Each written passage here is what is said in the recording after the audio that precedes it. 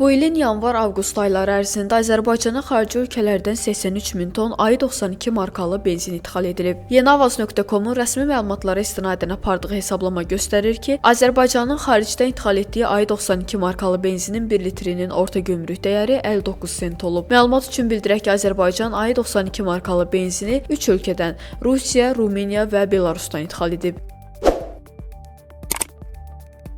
Qeyd edək ki, Azərbaycan AI-92 markalı benzini həm də ixrac edib. Belə ki, Azərbaycan bu ilin ilk 8 ayında 3 ölkəyə, Türkiyə, Əfqanıstan və Gürcüstana AI-92 markalı benzin satıb.